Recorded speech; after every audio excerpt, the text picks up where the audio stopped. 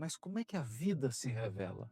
A vida se revela aos poucos. Por quê? Porque a vida é um jogo vivo. É muito vivo, é muito dinâmico.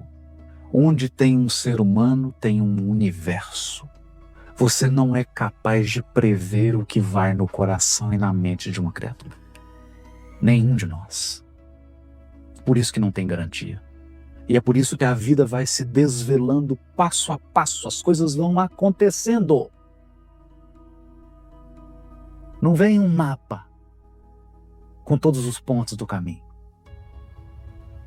Nós temos que ir desenvolvendo a sensibilidade, a percepção, a conexão, para entender o que Deus quer de nós. E hoje, num mundo onde as pessoas estão todas uniformizadas, onde todo mundo quer fazer a mesma coisa, todo mundo quer ser igual, todo mundo quer imitar, ninguém quer ser um indivíduo, ninguém quer ser ele mesmo.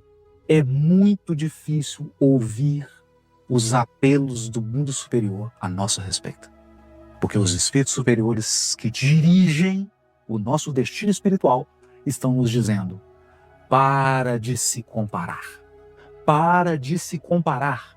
Você é único. Se fulano vai para um caminho, o que você está preocupado com isso? Segue o teu. Para de querer imitar. Seja você. Ouça o seu destino. Ouça os teus orientadores. Entra numa conexão profunda. Assume a sua vida e a sua responsabilidade. Não espere companhia, porque a evolução se faz individualmente.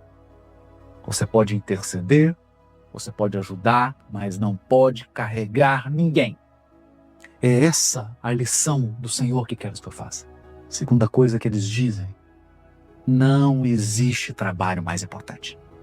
Porque o trabalho vale pelo que ele faz com você. Com você. Então nós ficamos comparando trabalhos. Mas a importância do trabalho é pela transformação que ele faz em você. Então, nós podemos ser uma criatura fazendo um trabalho considerado pelos encarnados um trabalho obscuro, mas que provoca nele uma transformação muito maior do que um trabalho de sair fazendo palestra pelo mundo. Porque você pode fazer esse trabalho e não ter nenhuma transformação íntima. E de que vale isso? Nada. Se não te transforma intimamente, você só adquire mérito por ter ajudado os outros. Mas não te transformou.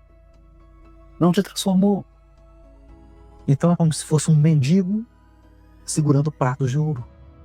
O trabalho tem que nos transformar. Por isso não importa qual. Não importa. Assumir isso, mergulhar profundamente dentro de nós e descobrir o que quer de nós as forças superiores que conduzem a nossa vida. O que quer de nós? Que entrou em sintonia com as forças superiores que chegam até o Cristo, que é o nosso governador espiritual, o Espírito que nos dirige, que coordena o nosso destino espiritual, que nos acompanha há milhões e milhões de anos. Quem sintoniza com essas forças tem um GPS poderosíssimo. Vai saber seguir o seu rumo. Vai saber encontrar o propósito da sua existência.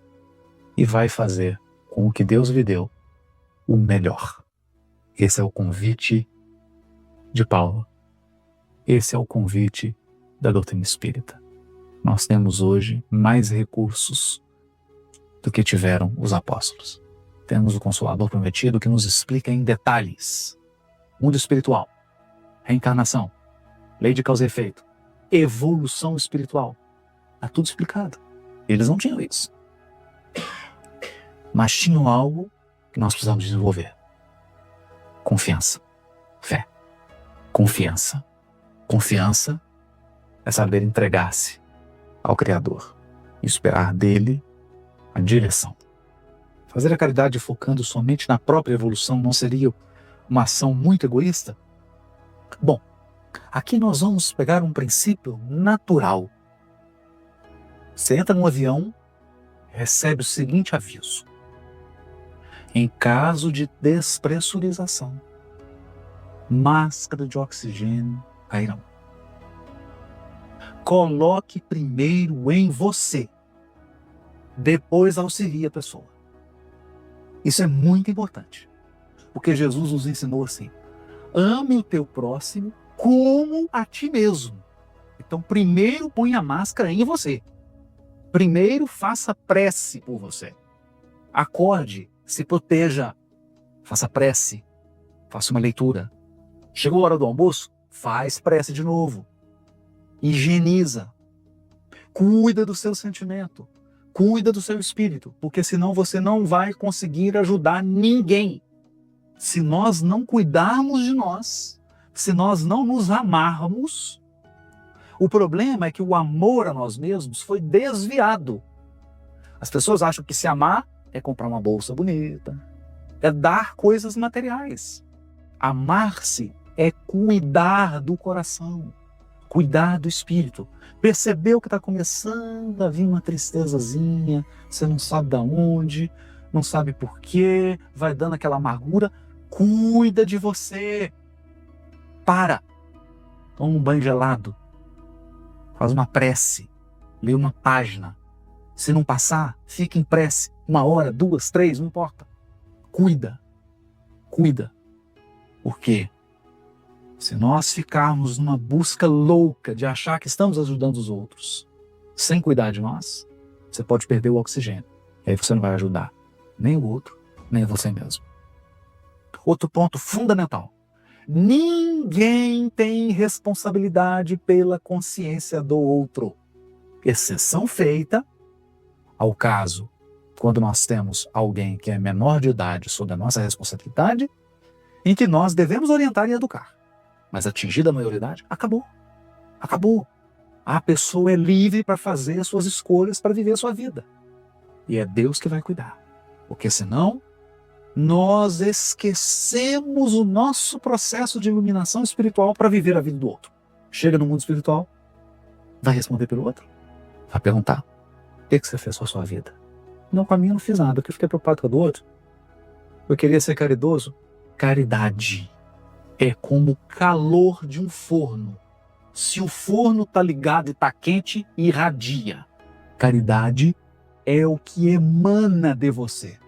Se você é alguém que tem o hábito da prece, se você é alguém que tem o hábito dos bons pensamentos, se você é alguém que está em sintonia com a sua programação espiritual, você emana luz, então vem igual abelha em você.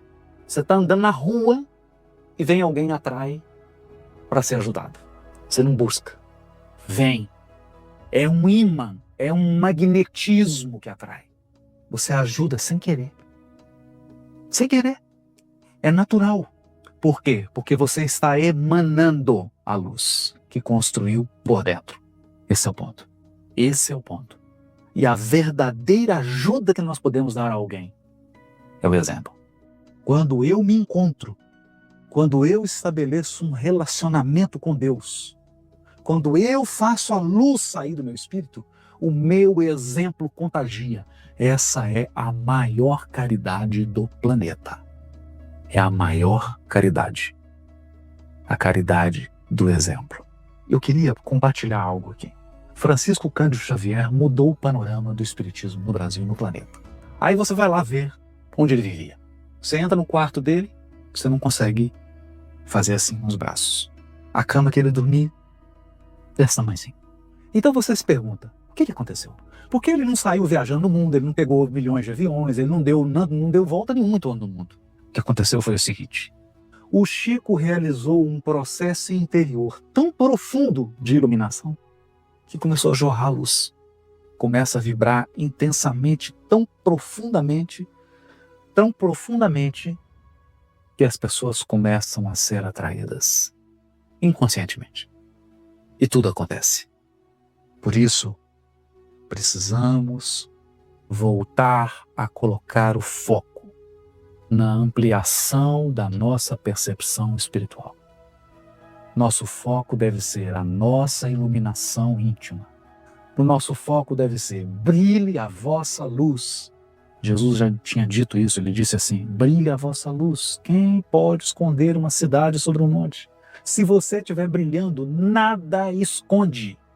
Nada. É uma luz enorme. Mas esse é o desafio. Esse é o desafio. Os lugares do Brasil onde tiveram surtos de crescimento do espiritismo foram porque luzes brilharam. Eurípides Barçanufo em Sacramento, Chico Xavier em Pedro Leopoldo Beraba, Divaldo Franco em Salvador, Raul Teixeira em Niterói e tantos outros. Ivone Pereira, luzes que onde ficaram brilharam com tanta intensidade que o movimento virou uma coisa imensa. Esse é o ponto. Então os espíritos estão aguardando a nossa luz. Estão esperando a gente emanar.